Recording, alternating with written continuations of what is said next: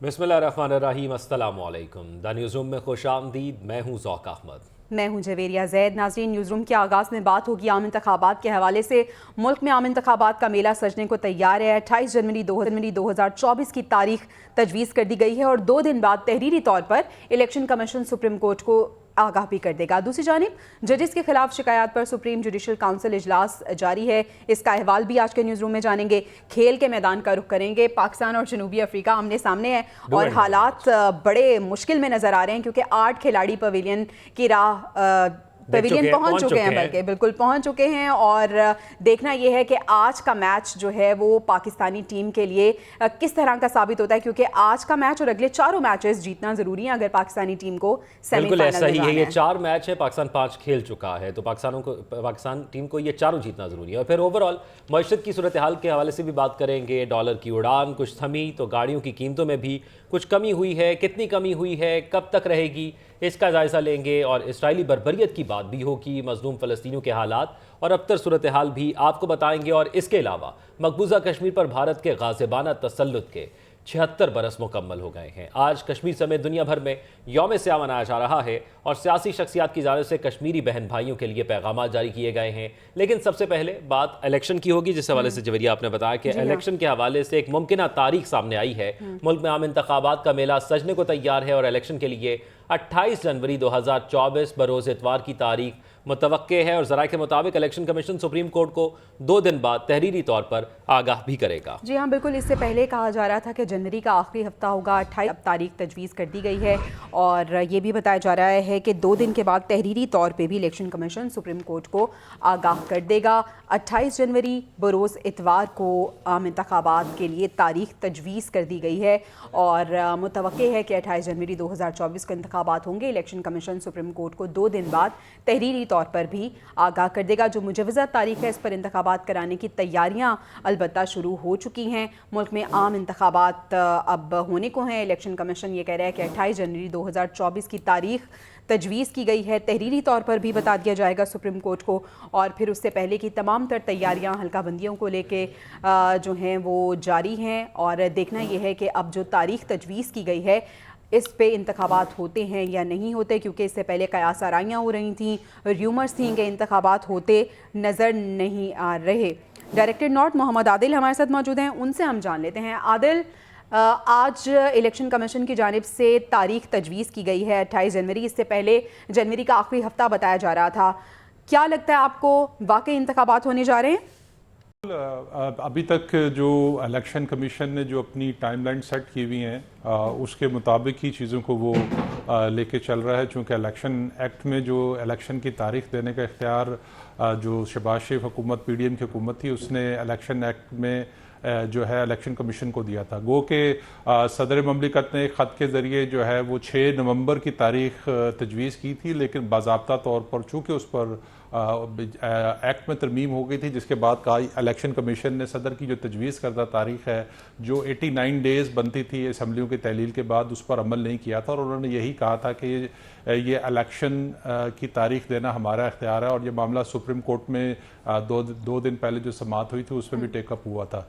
तो अभी तक जो इलेक्शन कमीशन है वो अपने तमाम जो उसने टाइमलाइन सेट की है, उसने पहले अपनी हल्का बंदियाँ जो मुश्तरका मफादात कौंसल ने नई मरदमशुमारी के तनाजुर में हल्का बंदियाँ कराने का कहा था, उसकी हल्का बंदियाँ का प्रोसेस जो है वो कंप्लीट हो रहा है। आज जो इब्तदाई मामला हैं उसकी आज आखिरी दिन है। उसके बाद 30 नवंबर तक जो है वो हतमी हल्का बंदियाँ जो है वो शाया कर दी जाएंगी। अच्छा आदिल, हमने देखा है जिस तरह से आप भी बता रहे हैं इलेक्शन कमीशन जो है बड़ा फोकस्ड नज़र आ रहा है और जो तारीख उनकी जानिब से दी गई थी उस पे ही वो अपने काम मुकम्मल भी कर रहा है। लेकिन दूसरी जानिब अगर हम सियासी जमातों को देखें तो उनकी कुछ तहफ़्फ़ुज़ात भी बरकरार है। इलेक्शन कमीशन ने तो तजवीज़ दे दी है, क्या अब ऐसा हो सकता है कि सियासी जमातें सामने आए और उनकी जानिब से कोई अब जवाब पेश किया जाए? देखिए, ये इख्तियार totally election commission of Pakistan का है। और जो एतराज़ आ रहा है वो चूँकि जो हमारे शुमाली इलाके हैं, पहाड़ी इलाके हैं, वहाँ पर इन दिनों में मौसम ज़्यादा सर्द होता है और वहाँ पर बर्फ़बारी होती है, जिसकी वजह से कुछ पॉलिटिकल जमातों का, ख़ासकर जो KP से या JUI या जो दूसरे हल्के सियासी जमातें हैं KPI की, उनका एतराज़ है। बाकी जो पूरे मुल्क में तो चाहे वो पीपल्स पार्टी हो या बाकी जमातें हों, उनका तो ये कहना था कि इलेक्शन जो है वो उसकी डेट अनाउंस की जाए ताकि जो है पॉलिटिकल एक्टिविटी पूरे मुल्क में स्टार्ट हो सके। अब 2 दिन पहले सदर ममलिकत ने एक इंटरव्यू में ये कह दिया था कि उनको जनवरी में जो है इलेक्शन होते हुए दिखाई नहीं दे रहे थे, जिस पे इलेक्शन कमीशन ने एक वजाहत भी जारी की थी कि सदर की क्या सराइयों की वजह से जो है वो मुल्क में गलत किस्म का प्रोपेगेंडा शुरू हो गया। तो इलेक्शन कमीशन अपने मामलात में फोकस है और वो बिल्कुल चीज़ें लेके जा रहा है। और तमाम बड़ी पॉलिटिकल पार्टीज़ की भी यही डिमांड है कि इलेक्शन की तारीख आए ताकि मुल्क में जो सियासी सरगर्मियाँ हैं उसका आगाज़ हो सके। अब जहाँ तक असल में तो जो पॉलिटिकल जमातों के मसाइल हैं या जो उनके तहफ़्फ़ुज़ात हैं वो लेवल प्लेइंग फील्ड को लेकर हैं कि वो एक जमात को बहुत ज़्यादा प्रोटोकॉल दिया जा रहा है और कुछ जमातों को जो है बिल्कुल नहीं दे रहा। जो इलेक्शन की तारीख थी उनके ऊपर कुछ गोमोगो की सूरत हाल तो थी कि पता नहीं इलेक्शन कमीशन करवाएगा या निगरान सेटअप उसकी तारीख आगे चली जाएगी या उसको थोड़ा और मजीद टाइम मिल जाएगा, लेकिन मुझे नहीं लगता। ठीक है, लेकिन इलेक्शन कमीशन की जानिब से आज 28 जनवरी की तारीख भी तजवीज़ कर दी गई है। 2 दिन में तहरीरी तौर पर भी सुप्रीम कोर्ट को इलेक्शन कमीशन की जानिब से बता दिया जाएगा। आदिल, बहुत शुक्रिया। इकबाल जफर झगड़ा साहब ने भी किया, रहनुमा मुस्लिम लीग नून है। बहुत शुक्रिया जफर साहब आपके वक्त का। सर, आज इलेक्शन कमीशन की जानिब से 28 जनवरी की तारीख भी तजवीज़ कर दी गई है। इलेक्शन कमीशन तो मुकम्मल तौर पे तैयार है, वो कह रहे हैं हमारी पूरी तैयारी है इंतखाबात को लेके। मुस्लिम लीग नून भी तैयार है इंतखाबात के लिए? जी, आपने बड़ा अहम मौजू पे मुझे इनवाइट किया है। I am grateful. मैं आपको ये बताना चाहता हूँ कि देखिए, हमारी जमात पाकिस्तान मुस्लिम लीग नून कभी भी इलेक्शन से पीछे नहीं हटी और कभी भी इलेक्शन कमीशन ने जो तारीख सजेस्ट की है उसने रिजेक्ट नहीं किया। हम हमेशा चाहते हैं कि जो इदारे हैं, आईनी इदारे हैं, जो आइन और कानून जिनके तकाजे जो हैं और वो पूरा कर रहे हैं और उसके मुताबिक जो भी ऐलान होगा तो पाकिस्तान मुस्लिम लीग नून सरोचशम उसको कबूल करेगी और हर किस्म का ताउन उनसे करेगी। तो इसमें तो आप बिल्कुल ये सोचे भी ना कि मुस्लिम लीग नून नहीं तैयार। मुस्लिम लीग नून अल्लाह के करम से हर वक्त तैयार है। ठीक है, मुस्लिम लीग नून तैयार है। इकबाल साहब, कल हमने देखा था 1-2 दिन पहले सदर मुमलिकत की जानिब से एक निजी टीवी को इंटरव्यू दिया गया और उन्हें नहीं लग रहा था कि इंतखाबात जनवरी में होंगे, जनवरी 2024 में। तो इलेक्शन कमीशन ने इस पर रद्द-ए-अमल भी दिया था और ये कहा था कि इस तरह की अफवाहें ना फैलाई जाएं। तो आज उनकी जानिब से अब तारीख भी तजवीज़ कर दी गई है। देखिए जी, इलेक्शन कमीशन, मैंने जैसे आपको कहा कि आइन और कानून के मुताबिक ये इदारा है जो इलेक्शन की तारीख देगा। सदर पाकिस्तान का एहतराम करते हैं, उनकी अपनी एक वो है प्रेरोगेटिव है, वो कर सकते हैं, बात भी कर सकते हैं। लेकिन फिर अगर बात उनकी ठीक हो तो जरूर उसकी वो होगी, पाबंदी होगी।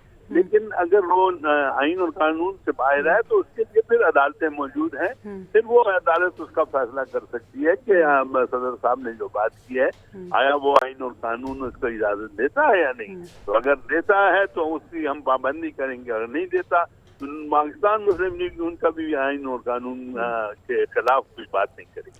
ठीक है, इकबाल साहब ये भी बताएगा कि अब मौसम तो कुछ सर्द होता जा रहा है, लेकिन अब हम ये एक्सपेक्ट करें कि सियासी गर्मा गर्मी अब उरूज पे पहुंचने वाली है, सियासी सरगर्मियां जो हैं वो स्टार्ट होने वाली हैं। मुस्लिम लीग नून की अगर हम बात करें तो आपके कायद भी वापस आ चुके हैं। किस हद तक आप देखते हैं आपके कायद की वापसी जो है वो आपकी पार्टी के लिए कुछ शाइंद होगी, और अगर हम वोट बैंक की बात करें तो किस हद तक सपोर्ट करेगी ये वापसी? देखिए जी, हमारे जो कायद की वापसी है उस पर अवाम का जो रद्द-ए-अमल सामने आया और जिस तरीके से उन्होंने हमारे कायद मियां नवाज शरीफ का इस्तकबाल किया है, वो एक तारीखी इस्तकबाल है और उससे कोई इनकार नहीं कर सक रहा आज तक। देखिए, वो जो आपने मीनार पाकिस्तान में क्राउड देखा, उसका डबल क्राउड बाहर रह चुका था और वो नहीं पहुंच सका। इतना रश था और इतने रस्तों पे गहमी थी कि वो हमारे KPK का जुलूस नहीं पहुंच सका, बलूचिस्तान का जुलूस नहीं पहुंच सका। तो ये आप अंदाजा कर लें कि इंशाल्लाह अब जो सूरत हाल बन चुकी है, अवाम इंतखाबात के लिए तैयार हैं। अवाम ने खुशाइंद समझा है इंतखाबात को भी, और नवाज शरीफ के आने को भी मुल्क के मुस्तकबिल के लिए बहुत अहम एक कदम उठाया गया है। क्योंकि पहले भी जब भी मुस्लिम लीग नून या नवाज शरीफ की हुकूमत आई है उसने मुल्क में कुछ किया है। आप जरा उठा के तारीख देख लें, ये मोटरवेज को देख लें, ये ठीक है इकबाल जफर साहब, यानी आपको लग रहा है कि कायद मुस्लिम लीग नून की वापसी यकीनन आपकी पार्टी के लिए खासी हुशाइंद है और इंतखाबात में और कैंपेन्स में भी यकीनन एक अहम रोल प्ले किया जाएगा उनकी जानिब से। अब्दुल कादिर बलोच, रहनुमा पीपल्स पार्टी, उन्होंने भी हमें ज्वाइन किया है। अब्दुल कादिर साहब, बहुत शुक्रिया आपके वक्त का। अब्दुल कादिर साहब, इलेक्शन कमीशन की जानिब से इंतखाबात के लिए तारीख तजवीज़ कर दी गई है, पीपल्स पार्टी इसको किस तरह से देख रही है? तैयार है पीपल्स पार्टी? जहाँ तक पीपल्स पार्टी का ताल्लुक है, पीपल्स पार्टी ने किसी को किसी शक में नहीं डाला हुआ है। हम जल्द से जल्द इलेक्शन चाहते हैं, उसके लिए हमारी तैयारी बिल्कुल मुकम्मल है। ना हमारी तैयारी आज मुकम्मल है, बल्कि से कई मकसद है कि हफ्तों और महीनों से हमारी तैयारी मुकम्मल है। पिछले 2-3 महीनों से हम ये डिमांड कर रहे हैं कि जल्द से जल्द इलेक्शन किए जाएं, ताकि ये बाद में बहाने ना आ जाए कि फलाने महीने में सर्दी ज्यादा है तो फलाने में ये प्रॉब्लम है वो प्रॉब्लम है। पीपल्स पार्टी का कोई प्रॉब्लम नहीं है, हम बिल्कुल हर जगह, हर सूबे में, हर इलाके में तैयार है इलेक्शन करने। ठीक है अब्दुल कादिर साहब, जिस तरह से हम देख रहे हैं कि मुस्लिम लीग नून जो है उनका एक रोड मैप मौजूद है और वो इंतखाबात के लिए कैंपेन्स भी कर रही है और वो उन्होंने शेड्यूल भी दिया है कि वो आइंदा दिनों में भी कुछ जलसे करने वाली हैं। पीपल्स पार्टी कुछ हमें खामोश दिखाई दे रही है, तो अब हम एक्सपेक्ट कर सकते हैं कि अब क्योंकि तारीख भी आ गई है तो हमें कुछ खासी एक्टिव नज़र आएगी पीपल्स पार्टी भी? मेरे ख्याल में भी दूसरी तरफ से अपना झगड़ा साहब थे आपके पास। जी सर, वो मौजूद हैं। झगड़ा साहब को मेरे सलाम कह दीजिएगा, हम एक ही पार्टी में थे, मेरे सुन रहे हैं आपको जी। अभी जब कमेंट करने की बारी आएगी तो थोड़ी बहुत मैं रियायत करूंगा। मसला ये है कि जलसे जुलूस करना हर एक पार्टी का हक है। मुस्लिम लीग नून ने एक पावर शो किया, उसमें कोई शक नहीं है। उस पावर शो को अगर इलेक्शन के वोट्स में कन्वर्ट करने की गुंजाइश पैदा हो गई है फिर तो मुबारकबाद के काबिल है, बिल्कुल मुबारकबाद उनको देना चाहिए। लेकिन फिर जब इस मेरे ख्याल में वोटर जिस वक्त पोलिंग बूथ पे जाएगा उस वक्त वो ये देखने की कोशिश करेगा कि क्या हुआ पास्ट में। जब 17 से पीछे चले जाएंगे तो मामला कुछ बहुत ठीक है, वंडरफुल, ठीक ठाक, ठीक होगा, प्रॉब्लम नहीं है। लेकिन जिस वक्त हम 2023 में 2022 के एंड में आ जाते हैं वहां पर बड़े पिटफॉल्स हैं, बड़े प्रॉब्लम्स हैं। तो बहरहाल मैं ये नहीं कहूंगा कि उनको वक्त मिलेगा या नहीं मिलेगा, वो अपना जोर लगाए, हम अपना जोर लगाएंगे। यकीनन इंतखाबात में तो यही होगा। अब्दुल कादिर साहब, इलेक्शन कैंपेन्स में किसी भी पार्टी का बयानिया बड़ी अहमियत का हामिल होता है। पीपल्स पार्टी अपना क्या बयानिया लेके इन कैंपेन्स को लीड करने जा रही है? बयानिया देखो, लोगों के रोटी का मसला हल हुआ है? नहीं सर, वैसे का वैसे हल हुआ, मुझे बता दीजिए। नहीं अगर आप सेटिस्फाइड हैं, कब्जे का मसला हल हुआ है, मकान का मसला हल हुआ है, ये तो हमारी बिगड़िंग आज तक चल रही है, ये चलता रहेगा। लेकिन इसके अलावा बहुत कुछ किया हमने। हमारी तारीख देख लीजिए, जो कंट्रीब्यूशन इस वक्त इमरान खान उसका कोई किसी को पता नहीं, वो कह नहीं सकता कि मैंने क्या काम किया है। एक काम ऐसा नहीं है। हम तो यहाँ पर 20 शहादतों की बात कर सकते हैं, हम यहाँ पर न्यूक्लियर प्रोग्राम की बात कर सकते हैं, हम यहाँ पर 18 अमेंडमेंट की बात कर सकते हैं, हम जरदारी साहब की कुर्बानियों की बात कर सकते हैं कि 58(2)B वाली अपने इख्तियारात लेके लोगों की गोद में डाल दिया उन्होंने। ठीक है, ठीक है, बहुत शुक्रिया अब्दुल कादिर बलोच साहब। आप हमें बता रहे थे पीपल्स पार्टी भी अपना एक स्ट्रॉन्ग बयानिया लेकर इलेक्शन कैंपेन में उतरेगी और मुस्लिम लीग नून तो हम देख रहे हैं कि खासी एक्टिव नजर आ रही है। इकबाल जफर झगड़ा साहब और अब्दुल कादिर बलोच साहब, आप दोनों का बहुत शुक्रिया। तरफ चलते हैं, उसके बाद आएंगे फिर कुछ मजीद खबरें भी शामिल करेंगे।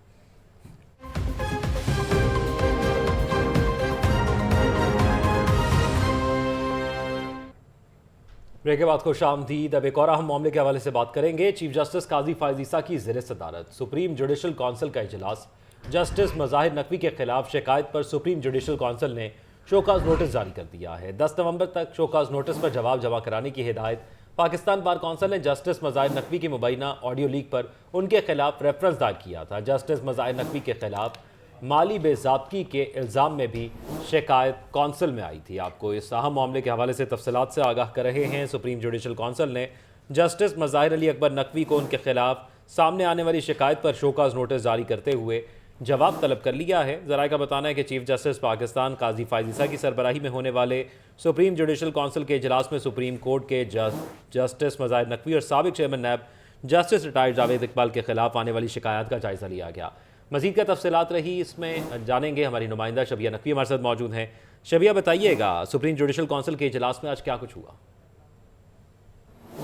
जी बिल्कुल, सुप्रीम जुडिशल काउंसिल का जो अहम इजलास है वो चीफ जस्टिस की सरबराही में आज हुआ और इजलास में जो है जस्टिस तारिक मसूद और जस्टिस एजाजुल एहसन, जबकि लाहौर हाई कोर्ट के चीफ जस्टिस और बलूचिस्तान हाई कोर्ट के जो चीफ जस्टिस हैं वो भी शरीक हुए। इजलास में जो है जस्टिस मज़ाहिर नकवी के हवाले से जो है माली बेज़ाब्तगियों और इखलाकी बेज़ाब्तगियों के हवाले से जो है वो शिकायत थी। उसके साथ पाकिस्तान बार कौंसिल की जानिब से मुबैना ऑडियो लीक्स के हवाले से भी जो है एक रेफरेंस दायर किया गया था। इजलास में इन सारी शिकायत का जायजा लिया गया और उसके बाद जो है जस्टिस मज़ाहिर नकवी को शोकाज नोटिस जारी कर दिया गया है। ज़राए का ये कहना है कि 14 दिन का टाइम यानी 10 नवंबर तक जो है जस्टिस मज़ाहिर नकवी इस शोकाज नोटिस का जवाब देंगे कि आया ये इल्ज़ामात जो हैं या शिकायत सही हैं या गलत हैं, और उसके बाद जो है आइंदा इजलास में जो है मज़ीद क्या कार्रवाई होगी इसका लाए अमल तैयार किया जाएगा। ताहम जस्टिस मज़ाहिर नकवी जो है कौंसिल की जो कार्रवाई है खुली अदालत में चैलेंज करने का जो इख्तियार है वो भी रखते हैं, और अगर जस्टिस मज़ाहिर नकवी मुस्ताफ़ी होते हैं तो इसके साथ पेंशन और दीगर जो मराद जो हैं वो उनके भी हकदार होंगे। जी अच्छा, ये बताइएगा शबिया कि ये किसकी जानिब से दरख्वास्त दायर की गई थी उनके खिलाफ और क्या दरख्वास्त थी ये? जी बिल्कुल, पाकिस्तान बार कौंसिल की जानिब से जो है उनके एक जो माली बेज़ाब्तगियाँ हैं उस हवाले से दरख्वास्त थी और शिकायत जो थी वो दायर की गई थी। उसके अलावा जो मुबैना ऑडियो लीक्स है उसके हवाले से भी एक रेफरेंस था जो दायर किया गया था, जिस पे जो है आज ये अहम इजलास बुलाया गया था और इसमें जो जितने भी शिकायत थी उनका जो है तफसीलन जायज़ा लिया गया और उसके बाद जो है उनको शोकाज नोटिस जो है वो जारी किया गया है। ताहम जब तक वो शोकाज नोटिस का जवाब नहीं देते हैं, जो कि 10 नवंबर तक की तारीख दी गई है कि 10 नवंबर को इस शोकाज नोटिस का जवाब देंगे, और उसके बाद फर्दर जो है ये कौंसिल क्या फैसला करती है, क्या कार्रवाई होनी चाहिए, इस हवाले से जो मजीद जो कार्रवाई है वो जब उनका जवाब दाखिल होगा तो उसके बाद जो है वो आगे की जो वो प्लान की जाएगी कि अब फर्दर क्या कार्रवाई होगी। ठीक है, शबिया हमारे साथ मौजूद थी और ताज़ा तरीन सूरत हाल के हवाले से आगाह करी थी। बहुत शुक्रिया आपका, आपको इस वक्त आगाह कर रहे हैं ताज़ा तरीन सूरत हाल से कि इस अहम केस की कार्रवाई हुई है। दूसरी जानिब एक और अहम केस था, पीटीआई को रिलीफ नहीं मिल सका। इखराज मुकदमा और साइफर केस की अगर हम बात करें तो जमानत की दरख्वास्तें मुस्तरद हो गई हैं। इस्लामाबाद हाई कोर्ट के चीफ जस्टिस आमिर फारूक ने महफूज फैसला सुना दिया और अदालत ने दलाइल मुकम्मल होने पर 16 अक्टूबर को यह फैसला महफूज किया था। चेयरमैन पीटीआई साइफर केस में जुडिशल रिमांड पर जेल में कैद हैं। चेयरमैन पीटीआई के वकील बैरिस्टर सलमान सफदर कहते हैं कि फर्द जुर्म आयद करने की कार्रवाई दुरुस्त होने तक शहादतें कलमबंद नहीं हो सकती।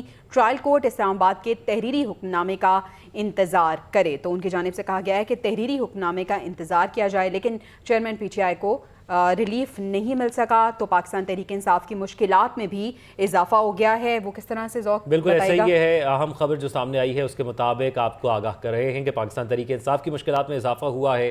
पीटीआई के खिलाफ ममनुआ फंडिंग से मुतल्लिक दरख्वास्त समाअत के लिए मुकर्रर कर ली गई है। इलेक्शन कमीशन का बेंच 1 नवंबर को समाअत करेगा। दरख्वास्त गुजार खालिद महमूद खान को सबूत पेश करने के लिए नोटिस जारी कर दिया गया है। इलेक्शन कमीशन का बेंच 1 नवंबर को इस हवाले से समाअत करेगा और दरख्वास्त गुजार खालिद महमूद खान को सबूत पेश करने के लिए नोटिस भी जारी कर दिया गया है। ये ताज़ा तरीन सूरत हाल हैं जिस हवाले से आपको आगाह कर रहे हैं। तहरीक इंसाफ के लिए मुश्किलात में मज़ीद इजाफा हो गया है और दरख्वास्त गुजार खालिद महमूद खान को सबूत पेश करने के लिए ये नोटिस जारी किया गया है। अब उनकी जानिब से बताया जाएगा जो इल्ज़ामात उनकी जानिब से लगाए गए हैं उसको प्रूव उनकी जानिब से किया जाएगा। तो ये पाकिस्तान की जो सियासी मंजरनामा है उसके हवाले से काफ़ी गहमा गहमी है। कुछ अदालतों में है तो कुछ अदालतों के बाहर भी हम देख रहे हैं कि अब सियासी माहौल भी एक सज रहा है। पॉलिटिकल पार्टियां बयान के जो सितारे हैं वो गर्दिश में नजर आ रहे हैं। लेकिन कल एक अहम मीटिंग हुई है, कल जो मौलाना फजल रहमान साहब से एक अहम मीटिंग हुई है। अब कहना यही है असद कैसर साहब का कि ये चेयरमैन तहरीक इंसाफ की जानिब से कहा गया था, उसी पर मीटिंग हुई है। तो क्या सूरत हाल रही आज? आदिल अब्बासी हमारे साथ मौजूद हैं, उनसे मज़ीद तफसीलात जान लेते हैं।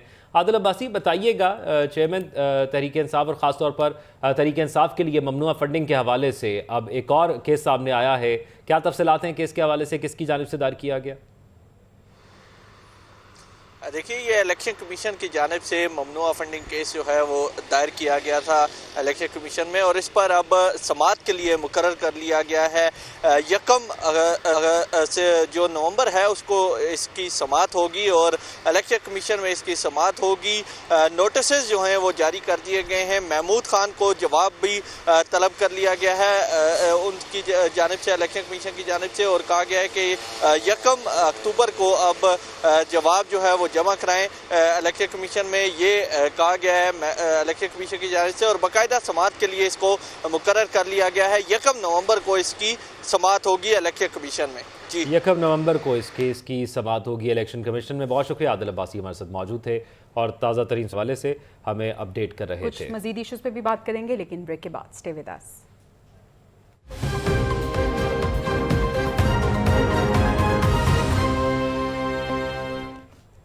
ब्रेक के बाद एक बार फिर से आपको खुश आमदीद कहेंगे। 9 मई वाक़यात के हवाले से रावलपिंडी में मुकदमात का मामला है। रावलपिंडी पुलिस को चेयरमैन PTI और शाह महमूद कुरैशी से तफ्तीश की इजाज़त मिल गई है। रावलपिंडी पुलिस के ऑफिसर साइफर केस की समाअत करने वाली खुसूसी अदालत में पेश हुए हैं। जी हाँ, बताया गया कि चेयरमैन PTI शाह महमूद कुरैशी को अडियाला जेल में शामिल तफ्तीश करना है।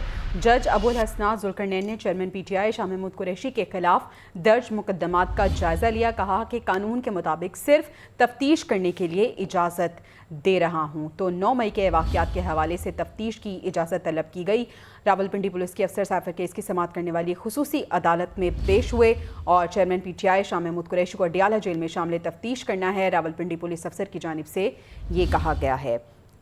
अब हम कुछ मुल्की मईशत की बात कर लेते हैं, डॉलर की बात कर लेते हैं। जैसे ही हमने देखा कि मुल्क में डॉलर की कीमत में इजाफा हुआ तो उसके साथ साथ गाड़ियों की कीमत भी बहुत ज़्यादा हो गई और हुकूमत की अमरीकी करेंसी के हवाले से इक़दामात के बाद डॉलर की कीमत में कमी के बाद अब गाड़ियों की कीमतों में भी कमी आई है या नहीं, ये एक अहम सवाल है। बिल्कुल ऐसा ही है। और पाकिस्तान के अंदर हमने गुज़िश्ता 1-1.5 साल के अंदर देखा कि गाड़ियों की कीमत बहुत ज़्यादा बढ़ गई, इतनी ज़्यादा कि लोगों के लिए ख़रीदना मुश्किल हो गया है। और डॉलर की उड़ान कम होते ही गाड़ियों की कीमतें भी कम होना शुरू हो गई हैं। मुख्तलिफ हमने रेट लिस्ट देखी है जिसमें गाड़ियाँ कम हो गई हैं, वो होंडा कंपनी हो, टोयोटा हो, किया हो या दीगर कंपनीज़ हों, जिसमें हुंडई है, MG है, उन सब ने अपनी कीमतों में कमी का ऐलान कर दिया है। डॉलर ने ट्रिपल सेंचुरी क्रॉस की तो तमाम कारसाज कंपनियों ने कीमतें बढ़ाई। अब डॉलर 280 पर आया तो तमाम कारसाज कंपनियों ने कीमतें कम कर दी हैं। इस वक्त मार्केट में किसी गाड़ी पर ओन नहीं चल रहा है। ओन के बगैर भी गाड़ियों की सेल्स में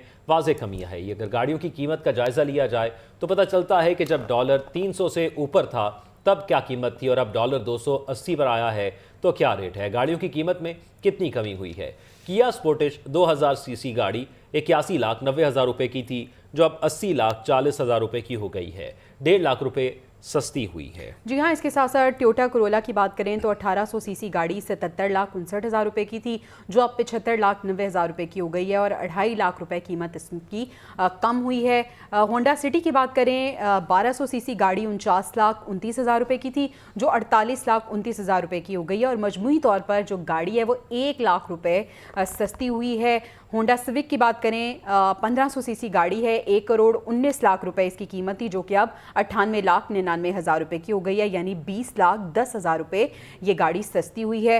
होंडा ने 272,000 सीसी गाड़ी 88,59,000 रुपये की थी जो 86,59,000 रुपये हो गई, यानी इसकी कीमत में 2 लाख रुपये की कमी हुई है। तो इस तरह से हमने देखा कि जैसे ही डॉलर की कीमत कुछ कम हुई है तो गाड़ियों की कीमत में भी कमी जो है वो देखने में आ रही है। और डॉलर की कीमत में कमी के बावजूद जो इंपोर्टेड गाड़ियां हैं उनकी कीमतें अभी वैसी हैं, उनकी कीमतों में कोई कमी नहीं हुई है। बिल्कुल है। और कराची में मुख्तलिफ कंपनियों की जानिब से दावा किया जा रहा है कि डॉलर मजीद सस्ता होने पर गाड़ियाँ सस्ती होंगी। मजीद जानते हैं अपने नुमाइंदे नजीब नाज हमारे साथ मौजूद है। नजीब बताइएगा, जापानी गाड़ियों के हवाले से क्या सूरत हाल है, उनकी कीमतें भी क्या कम हुई हैं? जी बिल्कुल, डॉलर की इंटरबैंक और ओपन मार्केट में कमी आई है रेट में, लेकिन जो मुख्तलिफ अशिया हैं ख़ासतौर ऑटो सेक्टर के हवाले से बात की जाए तो जो लोकल मैन्युफैक्चर गाड़ियां हैं उनमें कमी आई है, लेकिन जापानियन जो गाड़ियां हैं उसमें अभी तक कमी नहीं आ सकी। क्या वजह है, जानते हैं चेयरमैन पापाम अब्दुर्रहमान एजाज साहब से। जनाब बताइए क्या वजह है कि अब तक जो ख़ासतौर बैरून मुल्क और जापानियन जो गाड़ियाँ हैं उनके रेट में कमी नहीं आई? डॉलर 307 रुपये तक गया था इंटरबैंक में, तो कोई गाड़ी भी पाकिस्तान में 300, 307, इवन 290 पे प्राइस नहीं हुई हुई थी, क्योंकि पुराने स्टॉक से, इसलिए कीमतें अगर ये 307 या इससे ऊपर रहती तो और बढ़ जाती। तो पाकिस्तान में जो गाड़ी की कीमतें जिस डॉलर रेट पे थीं वो कोई 270 से 280 रुपए के बीच में मुख्तलिफ मैन्युफैक्चरर्स की थी। अब डॉलर वापस वहाँ आया है कि जहाँ पे प्राइसिंग की गई थी। तो ये कहना कि जी जापानीज़ ने कीमत नहीं कम की, तो टोयोटा ने भी कीमत कम की है और 2 दिन पहले होंडा ने भी कीमतें कम की हैं। तो दोनों कंपनीज़ ने कीमतें कम की हैं, 2 मेजर कंपनीज़ ने कीमतें कम की हैं। कुछ कंपनियां हैं जिन्होंने कीमतों में कमी की है, लेकिन इसका आगे दारोमदार इसी पे है कि डॉलर मज़ीद सस्ता होता है या नहीं। नजीब हमें बता रहे थे, अब हम लाहौर का रुख करते हैं। यहाँ पे भी गाड़ियों की कीमत में फ़िलहाल तो कमी नहीं हुई है। कार डीलर्स ये कह रहे हैं कि जो गाड़ियाँ सस्ती हुई हैं वो 6 माह बाद मार्केट में दस्तयाब होंगी। मज़ीद भी आपको हम इस बारे में बताएंगे। हैदर खरल हमारे साथ मौजूद होंगे, उनसे तफसीलात जान लेते हैं। हैदर बताइएगा, डॉलर की कीमत कम होने से आवाम को क्या रिलीफ मिला है या कोई रिलीफ नहीं मिला गाड़ियों की कीमतों में? जी बिल्कुल, डॉलर की जो रेट हैं वो ऊपर नीचे हुए हैं, इससे जो गाड़ियां हैं उनकी कीमत में क्या फ़र्क पड़ा है। हमारे साथ मौजूद हैं हमजा भट्ट, कार डीलर हैं, इनसे बात करते हैं। मुझे बताएं कि क्या फ़र्क अभी तक आप देख रहे हैं? लोग बहुत ज़्यादा पैनिक हो गए हैं कि जी डॉलर नीचे आ गया है, रेट कम हो गए हैं, बट ऐसा मुमकिन नहीं है कि जी डॉलर अगर कम हुआ है तो हम लोगों ने जो गाड़ियाँ ख़रीदी हुई हैं, जो बाहर से इंपोर्ट की हुई हैं, वो तो हम लोगों ने पुराने डॉलर पे सारा कुछ किया हुआ है ना। तो ये जो कीमतें कम हुई हैं, आवाम को रिलीफ कब मिलेगा? कीमतें जो कंपनी ने जो कीमतें कम की हैं वो भी गाड़ियाँ जो सी हैं फ़िलहाल वक्ती तौर पे तो मार्केट में अवेलेबल नहीं है। वो तो आने वाले वक्त में तकरीबन 5-6 महीने में गाड़ियाँ आती हैं, लोग बुकिंग करवाते हैं, देन उसके बाद मार्केट में गाड़ी आती है तो उसको बिकना होता है। 5-6 माह बाद जाके आवाम को रिलीफ? 5-6 माह बाद, लेकिन 5-6 माह में दोबारा आपको पता है जो मुल्क के हालात हैं, ये आने वाले दिनों में फिर डॉलर ऊपर चला जाएगा, फिर हम लोग किधर स्टैंड करेंगे। जब तक कंपनियों ने गाड़ियां देनी शुरू करनी है तब तक हम लोग फिर दोबारा उसी कीमतों पे आके बैठे होंगे। जब तक जो कंपनियों ने रेट कम किए हैं वो गाड़ियां भिजवाएंगे तब तक डॉलर की जो कीमत है फिर ऊपर चली जाएगी, फिर जो रेट हैं वो ऊपर जाएंगे। अभी तक जो आवाम को रिलीफ मिलता नज़र नहीं आ रहा। जी, यानी अभी तक हम लाहौर में देख रहे हैं कि कोई खातिर खा रिलीफ नहीं मिला। हैदर हमारे साथ मौजूद थे, आपका बहुत शुक्रिया। मुल्की ज़र मुबादला के ज़खायर में कमी हो गई है और ज़खायर 22 करोड़ डॉलर की कमी के बाद 12.65 अरब डॉलर हो गए हैं। स्टेट बैंक के पास ज़र मुबादला के ज़खायर का हजम 7.49 अरब डॉलर, कमर्शल बैंकों के पास 5.16 अरब डॉलर रिकॉर्ड किया गया है। 20 अक्टूबर को एक हफ्ते के दौरान सरकारी ज़खायर 6 करोड़ 30 लाख डॉलर बढ़ गए हैं। मुल्की ज़र मुबादला के ज़खायर में एक वाज़े कमी सामने आ रही है और ज़र मुबादला ज़खायर 22 करोड़ डॉलर की कमी के बाद 12.65 अरब डॉलर हो गए हैं। जी हाँ, और इसके साथ साथ ये भी बताया जा रहा है कि स्टेट बैंक के पास ज़र मुबादला के ज़खायर का हजम 7.49 अरब डॉलर है। कमर्शियल बैंक्स की बात करें तो इनके पास 5.16 अरब डॉलर रिकॉर्ड किया गया है। मुल्की ज़र मुबादला के ज़खायर जिनमें कमी हुई है, 20 अक्टूबर को एक हफ्ते के दौरान सरकारी ज़खायर 6 करोड़ 30 लाख डॉलर बढ़ गए हैं। खाकान नजीब साहब ने हमें ज्वाइन किया है, बहुत शुक्रिया सर आपके वक्त का। सर, हम देख रहे हैं कि डॉलर की प्राइस जैसे ही डिक्रीज़ हुई है तो कहा जा रहा है कि गाड़ियों की कीमतों में भी कमी वाक़ई हुई है।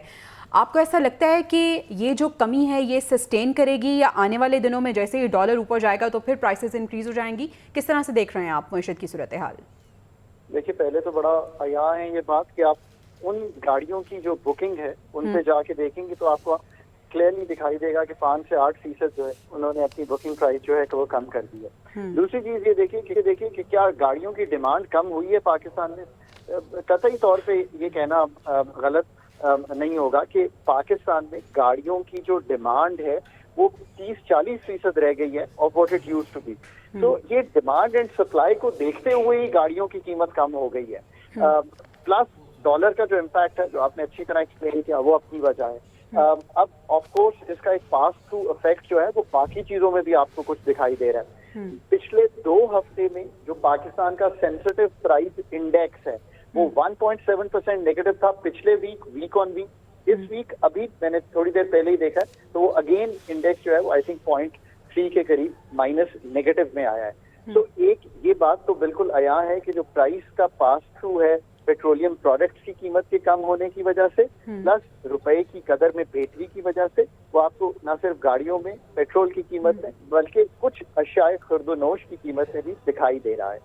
आने वाले दिन तो देखें बहुत सी चीजों पे डिपेंडेंट है, बड़ा क्लियर व्यू है इस पे मेरा ये डिपेंड करता है डॉलर सप्लाई कैसे रहती है, ये डिपेंड करता है IMF का प्रोग्राम जो है वो इंशाल्लाह अगर हम उसमें कंटिन्यू करते हैं कोई मसला नहीं आता, जो एक्सटर्नल फ्लोज हैं वो ठीक रहते हैं, रेमिटेंसेस थोड़ी पिकअप करती हैं, ये सारी चीजों पे डिपेंड करता है कि हम कैसे बिहेव करेंगे on the in the short term on the rupee dollar parity. In the long run हमेशा ये याद रखिए कि पाकिस्तान की पैदावारी सलाहियत बढ़ाएंगे तो पाकिस्तान की जो रुपए की कदर है वो मुस्तहकम रहेगी, या वो ऐसे रहेगी कि पाकिस्तान की जो सप्लाई ऑफ डॉलर्स है वो बेहतर रहेगी। खाकान साहब, मैं आपको इंटरप्ट कर रही हूँ, सॉरी टू इंटरप्ट यू, लेकिन आपको ऐसा लग रहा है कि जो पॉलिटिकल स्टेबिलिटी है वो भी बहुत रिलेट करेगी, अब इंतखाबात भी होने जा रहे हैं, तो आपको लगता है कि उसके बाद हमारी जो मईशत है उसमें कुछ बेहतरी आएगी? देखिए, पाकिस्तान की इन द शॉर्ट रन तो इस तरह की एडमिनिस्ट्रेटिव मेजर जो हैं they have written a story, जहाँ पे हम कह रहे हैं कि रिट ऑफ द स्टेट जो है वो एक्सर्ट हुई है। इस रिट ऑफ द स्टेट को एक्सर्ट होने से आपने कुछ स्मगलिंग, कुछ होर्डिंग, कुछ अफगान ट्रांजिट ट्रेड, इन सब चीजों में जब आपने थोड़ा सा बेहतरी देखी है तो एक कॉन्फिडेंस आया है। कुछ कॉटन, राइस, वीट की क्रॉप अच्छी आ रही है, इसकी वजह से भी एक थोड़ा सा मार्केट्स में कॉन्फिडेंस है। आने वाले वक्तों में पाकिस्तान को बहुत सी इस्लाहात करनी है, पाकिस्तान को real policy reform, energy sector का, FDR का, ग्रोथ स्ट्रैटेजी का, ये सारे काम करने हैं। लेट्स होप कि आने वाले 5 साल आने वाली हुकूमत जो है ये सारे काम जो है वो कर सके और आगे बढ़ सके। बिल्कुल ऐसे खान साहब, हम भी यही उम्मीद करें। अगर हम गाड़ियों की ही बात करें जिसकी कीमतों में कुछ कमी आई है, जिस तरह से आप बता रहे थे कि डॉलर के साथ साथ ये डिमांड और सप्लाई के हवाले से भी बात है, क्योंकि गाड़ियों की डिमांड बहुत कम हो गई थी, आपको ऐसा लगता है कि वो लोग जो गाड़ियाँ ख़रीदना चाह रहे हैं, या अब आपको लगता है कि इसकी जो डिमांड है प्राइसेस के डिक्रीज होने से इसकी डिमांड में इजाफा होगा और कुछ फ़ायदा हो सकेगा इस इंडस्ट्री को?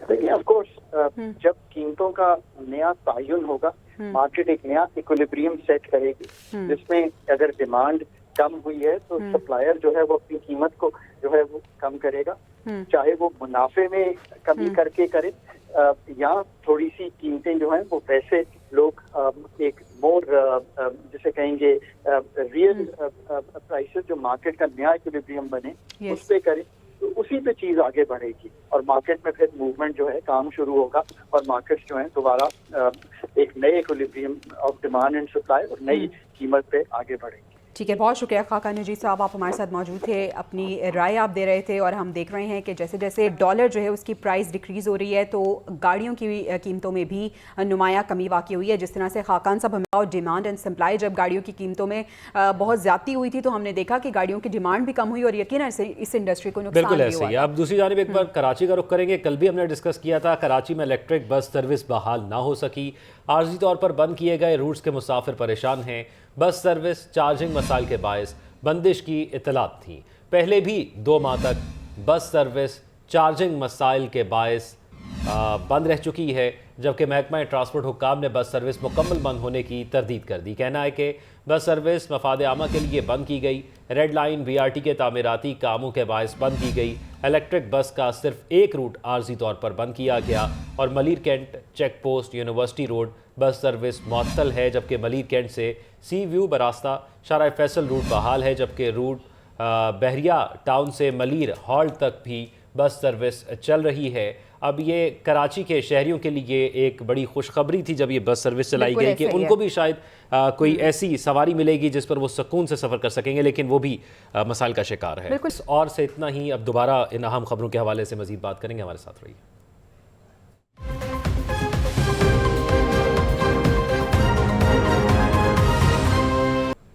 हेडलाइंस आपने जानी। न्यूज़ रूम में हम बात करेंगे आम इंतखाबात के हवाले से और हम बात करेंगे क्रिकेट के मैदान से भी, क्योंकि आज पाकिस्तान और जनूबी अफ्रीका के दरमियान जो मैच है उसमें बहुत बुरी सूरत हाल हमारी टीम की नज़र आ रही है।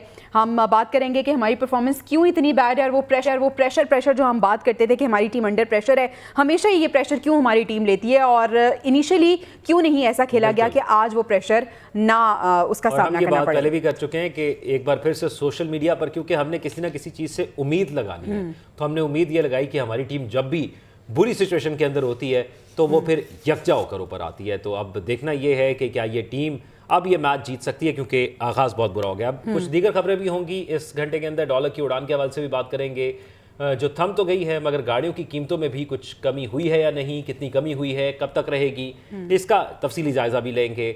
इसराइली बर्बरियत के हवाले से एक बार फिर जिक्र करेंगे। हर रोज़ हम इस पर बात कर रहे हैं और आज भी इस पर बात होगी क्योंकि ये जो तमाम सूरत हाल है ये आवाम तक पहुंचाना बहुत जरूरी है। मना रहे हैं उस पर भी हम डिस्कस करेंगे। 76 बरस आज मुकम्मल हो गए हैं और आज यौम स्याह मनाया जा रहा है। सियासी शख्सियात की जानिब से कश्मीरी बहन भाइयों के साथ इजहार यकजहती किया गया, कुछ पैगाम जारी हुए, ये सब आपको बताएंगे। लेकिन सबसे पहले हम आम इंतखाबात के हवाले से बात करते हैं, जो कि अब कहा जा रहा है कि दूर नहीं है, ये मेला सजने को तैयार है। इलेक्शन कमीशन ने 28 जनवरी 2024 बरोज़ इतवार की तारीख बताई है। वो कह रहे हैं कि मुतवक्की है कि इस दिन इलेक्शन हो जाएं। ज़राए के मुताबिक इलेक्शन कमीशन सुप्रीम कोर्ट को 2 दिन बाद तहरीरी तौर पर भी आगाह करेगा। हुकूमती ज़राए के मुताबिक इलेक्शन कमीशन की तरफ से मुजवज़ा तारीख पर इंतखाबात कराने की तमाम तर तैयारियां शुरू कर दी गई हैं। तो इलेक्शन कमीशन जो बार बार ये कह रहा है कि इंतखाबात जनवरी के आखिरी हफ्ते में होंगे, आज डेट भी प्रपोज कर दिया उन्होंने, 2 दिन बाद तहरीरी तौर पर भी ये बता दिया जाएगा। और बार बार वो ये चीज़ भी कह रहे हैं कि हम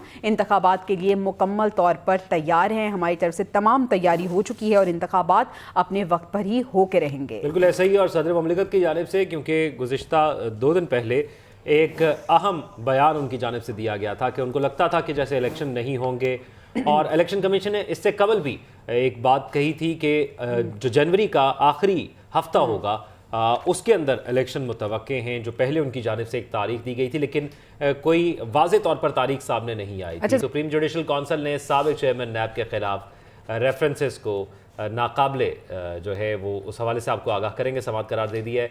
अब इस तमाम तो सूरत हाल के पेश नज़र नाकाबिले समात होने पर यह खारिज कर दिया गया है। ज़राए के मुताबिक साबिक चेयरमैन नैब जावेद इकबाल के खिलाफ रेफरेंस दायर किए जाने के वक्त सुप्रीम जुडिशल काउंसिल इंक्वायरी का फॉरम नहीं था। नैब कवानीन में तरामीम के बाद 2022 से चेयरमैन नैब के खिलाफ शिकायत का फॉरम सुप्रीम जुडिशल काउंसिल है। साबिक chairman NAB justice retired Javed Iqbal के खिलाफ शिकायती रेफरेंस 2019 में दायर किए गए हैं। नैब कवानीन में तरमीम के बाद अब चेयरमैन नैब के खिलाफ आने वाली शिकायत का जायज़ा सुप्रीम जुडिशल काउंसिल ले सकती है। तो ये तमाम तर सूरत हाल है जो कि आपको हम बता रहे हैं सुप्रीम जुडिशल काउंसिल के हवाले से। इसके साथ साथ आपको हमने इंतखाबात के हवाले से भी बताया कि इंतखाबात भी होने जा रहे हैं, तो मुल्क की जो सियासी गर्मा गर्मी है वो अपने अरूज को पहुँच चुकी है। लेकिन अगर हम बात करें सियासी पार्टीज़ की, और स्पेशली अगर हम बात करें चेयरमैन PTI चेयरमैन PTI की बात करें, तो उन्हें रिलीफ नहीं मिला। इखराज मुकदमा और साइफर केस में जमानत की दरख्वास्तें मुस्तरद हो गई हैं। इस्लामाबाद हाई कोर्ट के चीफ जस्टिस आमिर फारूक ने जो फैसला महफूज किया था वो सुना दिया और अदालत ने दलाइल मुकम्मल होने पर 16 अक्टूबर को फैसला महफूज किया था। चेयरमैन PTI साइफर केस में जुडिशल रिमांड पर ऑलरेडी जेल में कैद हैं। चेयरमैन PTI के वकील बैरिस्टर सलमान सफदर ये कहते हैं कि फर्द जुर्मायत करने की कार्रवाई दुरुस्त होने तक शहादतें कलमबंद नहीं हो सकती। Trial court Islamabad high court के तहरीरी हुक्मनामे का इंतज़ार करे, ये भी कहा गया है। अब इस तमाम तर सूरत हाल के पेश नज़र उनकी जो दरख्वास्त ज़मानत थी, एक तो वो ख़त्म की गई है और दूसरा इस मुकदमे को खारिज करने की एक दरख्वास्त उनके वकला की जानिब से दायर की गई थी, उस हवाले से भी उसको भी कलअदम करार दे दिया गया है। ये 2 अहम दरख्वास्तें थी जो उनकी जानिब से जारी की गई थी और दोनों को जो है वो अब ख़त्म कर दिया गया है। बात की जाए पाकिस्तान तहरीक इंसाफ की मुश्किलात के हवाले से, तो उसमें इजाफा हो रहा है। PTI के खिलाफ ममनुआ फंडिंग से मुतल्लिक दरख्वास्त समात के लिए मुकर्रर कर ली गई है, जबकि इलेक्शन कमीशन का बेंच 1 नवंबर को समात करेगा। दरख्वास्त गुजार खालिद महमूद खान को सबूत पेश करने के लिए नोटिस जारी कर दिया गया है। तहरीक इंसाफ की मुश्किलात में इजाफा हो गया। इलेक्शन कमीशन का बेंच अब 1 नवंबर को समात करेगा। दरख्वास्त गुजार खालिद महमूद खान को सबूत पेश करने के लिए नोटिस भी जारी कर दिया गया है। दूसरी जानिब फैज़ाबाद धरने का जिम्मेदार कौन, वफाकी हुकूमत ने इसके तयन के लिए फैक्ट फाइंडिंग कमेटी बना दी है और अब देखना यह है कि इस कमेटी में कौन कौन शामिल होगा। फैक्ट फाइंडिंग कमेटी एक बनाई गई है। अटॉर्नी जनरल ने अमल दरामद रिपोर्ट सुप्रीम कोर्ट में जमा करा दी है। कमेटी में एडिशनल सेक्रेटरी दाखिला, एडिशनल सेक्रेटरी दिफा और हसास इदारे के नुमाइंदे शामिल होंगे। अटॉर्नी जनरल का ये कहना है कि फैक्ट फाइंडिंग कमेटी तयशुदा TORs के तहत इसकी इंक्वायरी करेगी। फैज़ाबाद धरना जिसका जिम्मेदार कौन है, इसके लिए अब फैक्ट फाइंडिंग कमेटी भी बना दी गई है। बिल्कुल ऐसे ही अब शेख रशीद साहब की बात कर लेते हैं। उन्होंने कहा है कि मेरी गिरफ्तारी के पीछे CPO का चेहरा छुपा है, गिरफ्तार मुझे पुलिस ने किया बदनाम, दूसरे लोगों को किया गया, हमारे घर के मुलाजमीन, खवातीन, बच्चों तक को नहीं छोड़ा गया। साबिक वज़ीर दाखिला शेख रशीद का गिरफ्तारी के खिलाफ Lahore high court Rawalpindi bench में समाअत के दौरान बयान, कहा फी सबीलिल्लाह उन्हें माफ़ करता हूँ। अदालत ने शेख रशीद के बयान के बाद उनकी दरख्वास्त निपटा दी है। तो शेख साहब ने बता दिया है कि चिल्ले पर उनको किसने भेजा था, किसकी जानिब भेजा गया था और कहाँ, ये भी उन्होंने तकरीबन बता दिया है कि किसके पास चिल्ला काट रहे हैं। मैं माफ़ भी करता हूँ। बिल्कुल ऐसा ही है। अब दूसरी जानिब कुछ अहम इक़दाम के हवाले से बात कर लेते हैं। तो निगरान वज़ीर आला पंजाब मोहसिन नकवी का कहना है कि तरक्याती मंसूबों पर खुसूसी तवज्जो दी जा रही है। तरक्याती मंसूबों की बरवक्त तकमील यकीनी बनाएंगे। किसान मुकर्ररा कीमत से कम पर कपास फरोख्त न करें। हुकूमत किसानों की फलाह बहबूद के लिए हर मुमकिन इक़दाम कर रही है। उन्होंने क्या कहा है वो ज़रा सुनते हैं। तकरीबन आखिरी 10% फार्मर रह गया और मेरा फार्मर को फिर मैसेज है, आपने अपनी सस्ती कपास नहीं बेचनी, ये हमारी जिम्मेदारी है, हम आपको पूरी करा के देंगे प्राइस। तो बड़ी उम्मीद है मुझे कि जिस तरह 2-4 दिन में प्राइस बढ़ी है, ये वापस नॉर्मल पे चली जाएगी। निगरान वज़ीर आला पंजाब की गुफ्तगू आपने मुलाहिज़ा की है। मोहसिन नकवी खासे एक्टिव हैं और साथ ही साथ वो गुफ्तगू भी कर रहे थे। अगर हम वर्ल्ड कप की बात करें तो आज एक अहम मैच है जिसमें पाकिस्तान ने जनूबी अफ्रीका को जीत के लिए 271 रन का हदफ दिया है।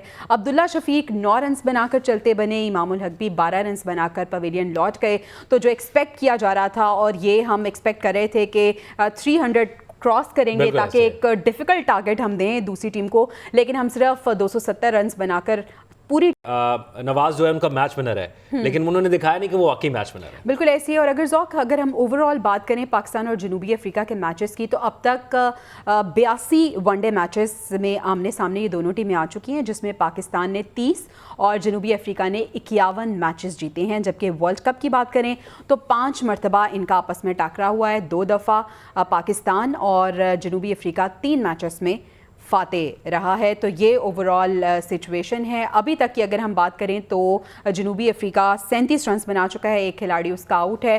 271 का टारगेट है, 270 रन पाकिस्तानी टीम ने बनाए, ऑल टीम आउट हो गई और 271 का टारगेट दिया साउथ अफ्रीका को। देखना यह है कि अब साउथ अफ्रीका इस टारगेट को चेस कर सकता है या नहीं, बल्कि देखना ये होगा कि हमारे बॉलर्स कैसा परफॉर्म करते हैं।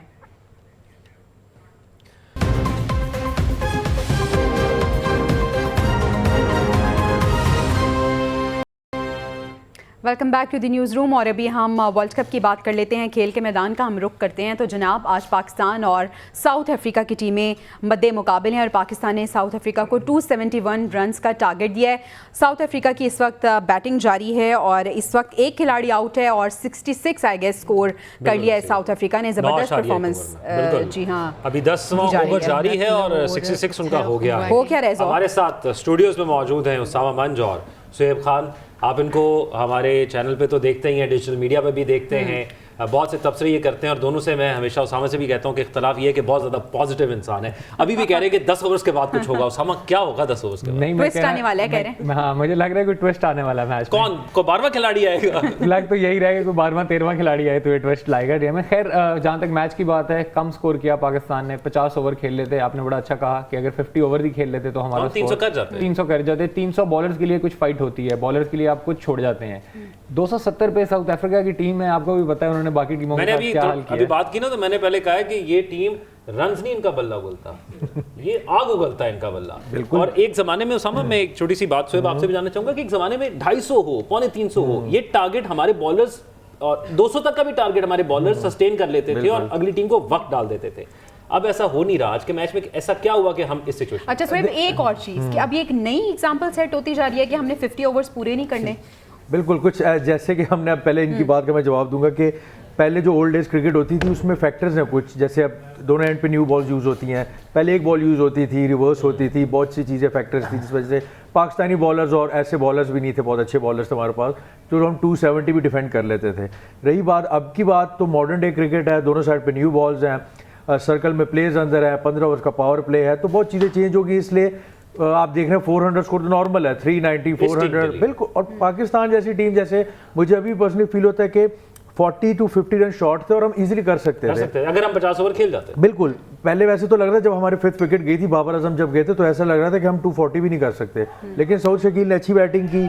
ये मनाजिर हम आपको दिखा रहे थे। तो उसामा, जो ट्विस्ट की आप बात कर रहे थे, मेरे ख्याल में हम उस ट्विस्ट की जानिब जा रहे हैं। आई थिंक हम उस ट्विस्ट की तरफ जाना शुरू हो गए हैं। वो ट्विस्ट आगाज हो गया उस ट्विस्ट का। ये 2-3 और विकेट्स, इनकी बैटिंग लाइनअप बहुत बड़ी है, सबको पता है। और वो आपने शायद कल एक मीम देखी होगी जिसमें एक पाकिस्तानी फैन लेटा हुआ है और इनके 4 मैचेस के स्कोर कार्ड उसके सर के ऊपर घूम रहे हैं। और वो स्कोर अगर आप देख लें तो वो 300 अबव, 428, 389, 399। तो इस तरह के जब स्कोर होंगे तो जाहिर है हमारे बॉयज की। अच्छा, ये आज का नहीं है। साउथ अफ्रीका जब ऑस्ट्रेलिया ने 430 समथिंग मारा था तब भी साउथ अफ्रीका ने चेस किया, गिब्स ने जब और इनिंग्स खेली थी। लेकिन बात ये है कि आज एक अभाम था या एक वहम था, कुछ भी था कि पाकिस्तान टीम जब गिरती है, और बाबर आजम ने भी परसों सेशन में कहा था कि जी हम जब भी गिरते हैं तो हम यकजा होकर उठते हैं। मुझे माजरत के साथ बैटिंग में वो एफर्ट क्यों नहीं नजर आई? अच्छा, बाबर ने यही वैसे कहा था कि हमारी आपने बॉलिंग और फील्डिंग में हमें चेंजेस चाहिए और हमें इंप्रूवमेंट चाहिए। बैटिंग का उन्होंने जिक्र नहीं किया, तो आज आप बैटिंग भी देख लें उनकी। तो अच्छा, बाबर के साथ मिकी ऑर्थर भी यही कह रहे थे कि हमारी टीम जो है हमेशा जब इस तरह का प्रेशर आता है तो हमारी टीम जो है फिर हैंडल करती है। लेकिन क्या हमेशा ज़रूरी है कि हम इतने प्रेशराइज हों और फिर हम आगे बढ़ें और निकलें यहाँ से? वही ना बात हुई है, जैसे कि हम अनप्रेडिक्टेबल्स हैं, उसके लिए फेमस हैं। लेकिन वही बात है, जैसे आप लास्ट ईयर के T20 वर्ल्ड कप देख ले, we were down and out, तो हमें किसी और पे हम डिपेंडेंट थे और साउथ अफ्रीका ने नीदरलैंड को वहाँ आ गए। इसी तरह 92 देख लें, इसी तरह 2009 का भी अगर आप T20 वर्ल्ड कप देखेंगे तो हम डाउन थे, हम रन रेट पे आ गए थे।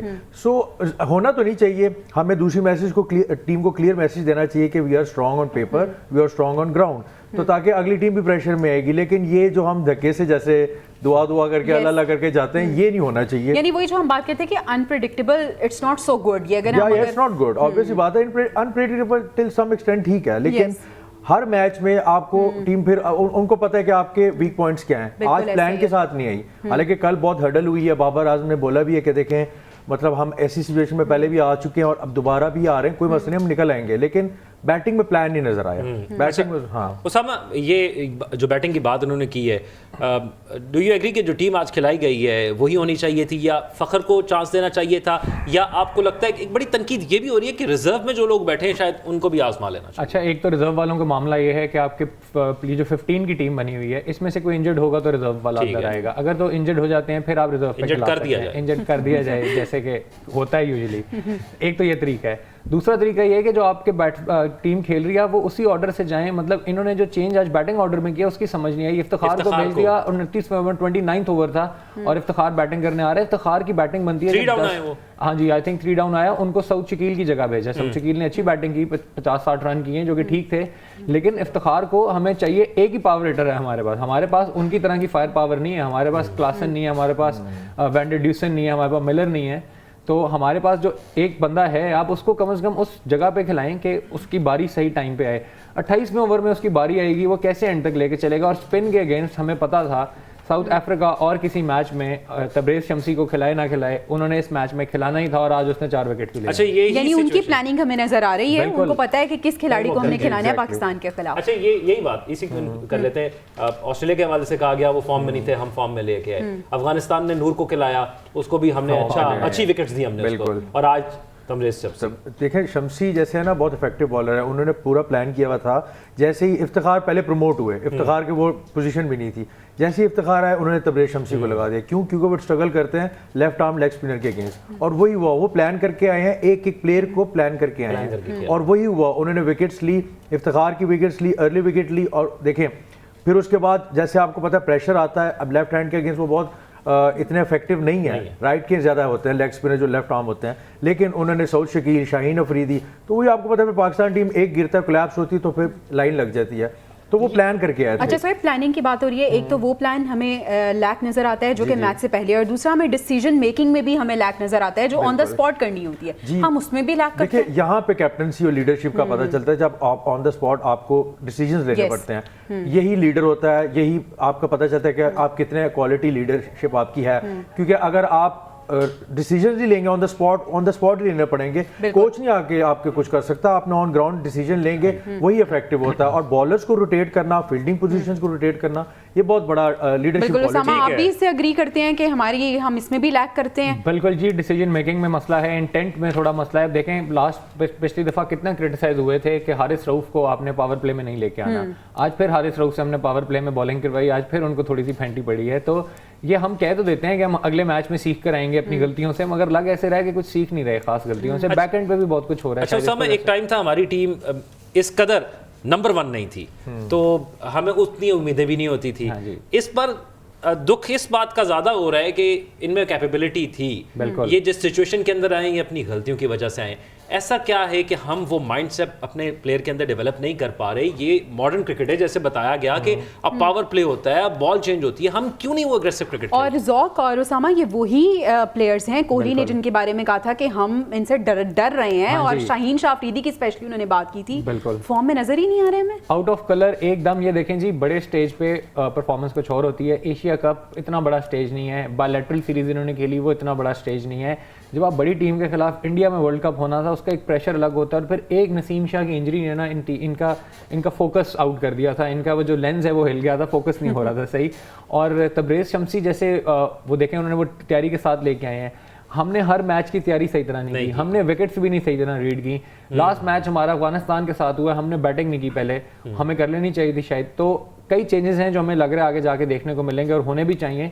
लेकिन अभी ऐसे लग रहा है कि टीम बाबर आजम को ना कुछ लिख के स्क्रिप्ट देता है और बाबर उस स्क्रिप्ट पे चल रहा है, वो स्क्रिप्ट से आगे भी। अच्छा, पाकिस्तान ने आज टॉस जीती है और फैसला किया है कि हम पहले बैटिंग करेंगे, सही फैसला था? बिल्कुल, क्योंकि अगर आप देखें ना, जैसे साउथ अफ्रीका है, आपको अपनी वीकनेसेस भी पता है, अपनी स्ट्रेंथ भी पता है। अगर साउथ अफ्रीका आप जीत के बैटिंग पहले कर लेता और वो गॉड फॉरबिड 390 प्लस स्कोर कर देता, आप तो पहली इनिंग्स के बाद ही मैच के बाहर हो गए।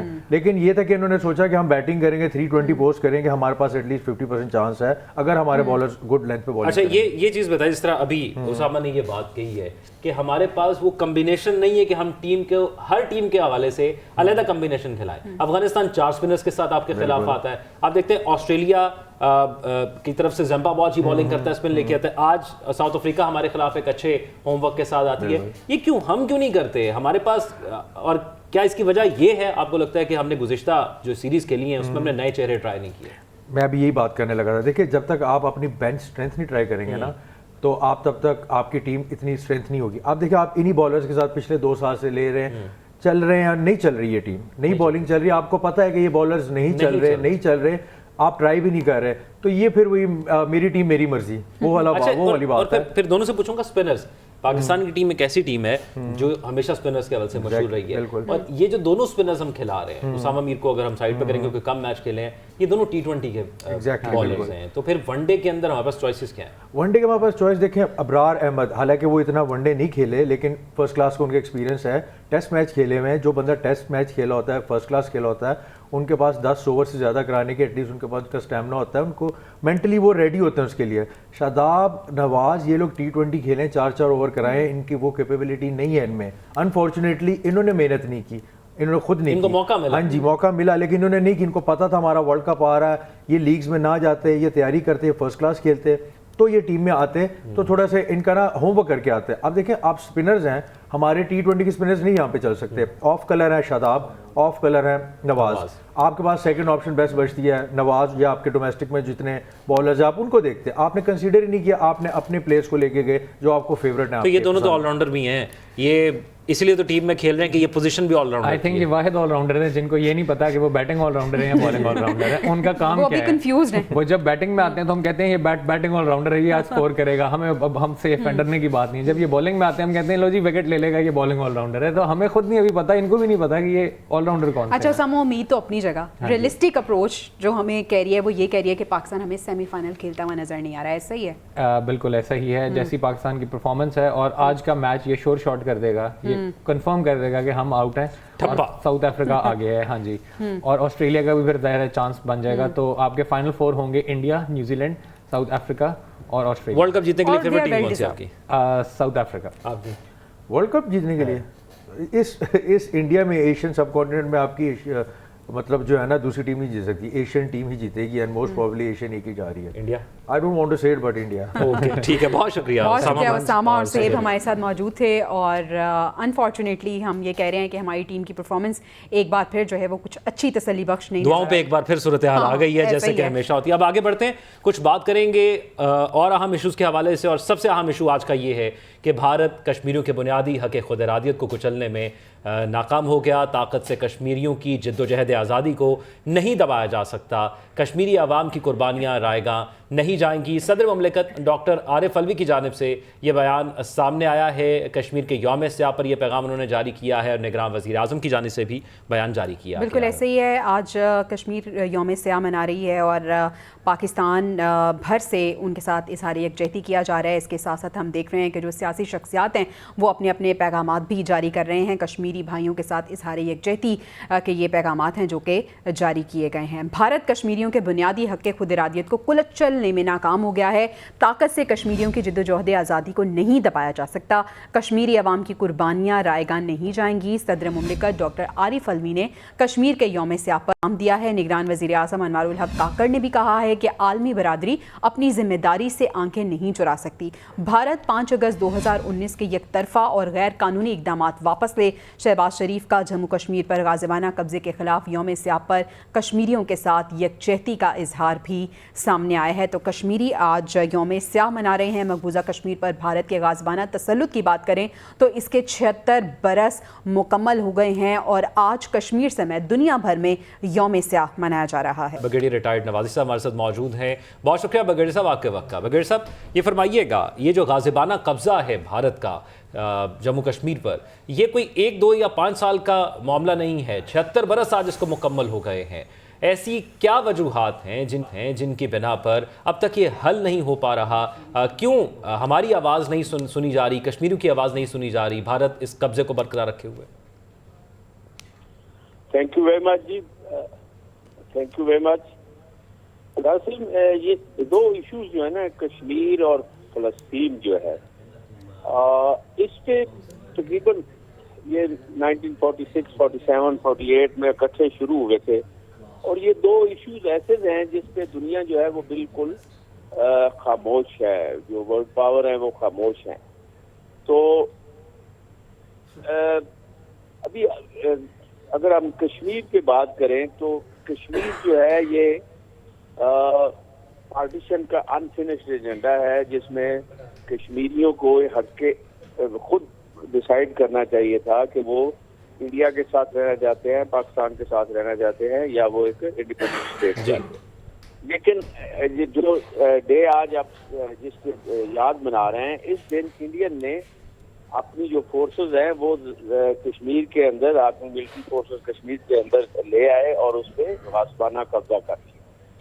अभी ये इशू इतना कॉम्प्लिकेटेड होता जा रहा है ग्रेजुअली कि ये इंडिया और पाकिस्तान में मतलब कंटिन्यूसली बोन ऑफ कंटेंशन है और मुझे नहीं लगता है कि नियर फ्यूचर में ये इंडिया और पाकिस्तान जो है वो इस पर बैठ के इसको रिजॉल्व करेंगे। लेकिन एक बात श्योर है, जब तक कश्मीर के मसले पे इंडिया और पाकिस्तान जो है वो किसी तस्फीए पे नहीं पहुंचेंगे, उस वक्त तक इस खत्ते में कभी भी जो है ना यानी पाकिस्तान को अपने हमसायों के साथ भी इस मामले को बेहतर तरीके से उठाना होगा और आलमी सतह पर भी उठाना होगा। बहुत शुक्रिया ब्रिगेडियर रिटायर्ड नवाज़ी साहब। से इतना ही, इंशाल्लाह आपसे मुलाकात होगी कल। अल्लाह निगहबान।